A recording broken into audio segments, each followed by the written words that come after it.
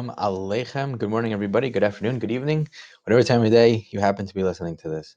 I've been getting Baruch Hashem, some great positive feedback about these little clips, so any feedback is always appreciated. After we have begun to focus ourselves on who we really are, taking our deep breath to relieve a little bit of that anxiety and begin to focus on HaKadosh Baruch Hu, and we say Hashem Sfasei Tiftach, as if we can't even open our own mouths because we need a HaKadosh Baruch Hu to help us to even know what to say and how to say it, what we should even want and ask for. So the very next thing we do, which we definitely need to spend a little time on, is that we bow.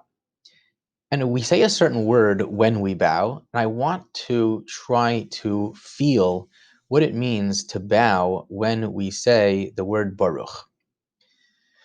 We could spend the entire day bowing, because after all, if we're supposed to feel submissive in front of a HaKadosh Baruch Hu, so we should walk around the whole day feeling submissive. And to a certain extent, I think we are supposed to sort of have that feeling all day long, in one way or another, perhaps one of the reasons to wear yarmulke.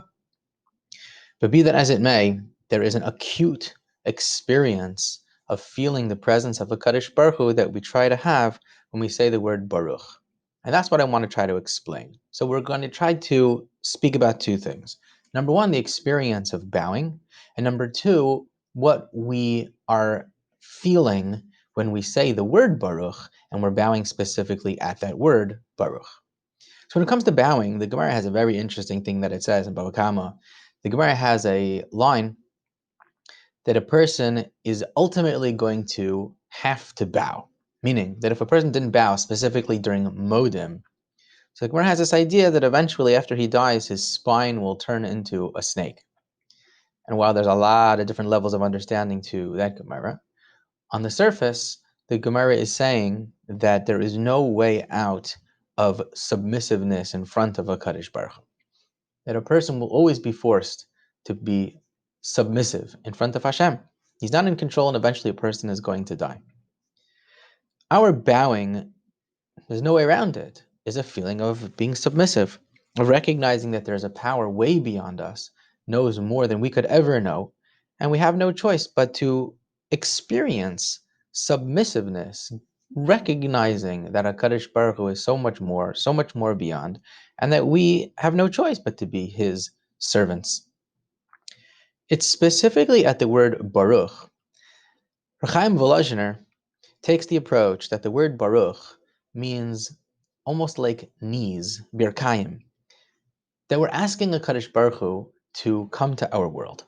How one can give blessing to HaKadosh Baruch Hu is a good question, but it's actually a statement straight out of a Gemara. The Gemara says that there was a Kohen Gadol, Rabbi Yishmael, and Yishmael the Kohen Gadol, so HaKadosh Baruch Hu asked him, Shmuel b'ni barcheini, give me a bracha. How do you give a bracha to HaKadosh Baruch Hu? So the Gemara explains that Yishmael the Kohen Gadol, so he gave HaKadosh Baruch Hu a bracha, that HaKadosh Baruch Hu should be experienced and expressed more in our world. What that means is that when we say the word Baruch, it's actually a request. We're asking HaKadosh Baruch Hu, I want to see more of you. I want to feel more of you. I want to experience more of you in the world. So every time we say the word Baruch, we're requesting that from Hashem. So imagine we say the word Baruch and we're drawing an experience of HaKadosh Baruch Hu into the world. Maybe we feel it, maybe we don't. But it doesn't mean it's not a reality. It doesn't mean it's not happening. And if it's not happening by us, maybe it's happening by someone else. So when we say the word Baruch, what we imagine is that we are bringing a little bit more of HaKadosh Baruch Hu into the world. And when all of a sudden there's more of HaKadosh Baruch Hu in the world, so we become very submissive. And we feel that HaKadosh Baruch Hu's presence has been magnified in the world. And therefore we bow and we feel that we've just brought more of HaKadosh Baruch Hu into the world.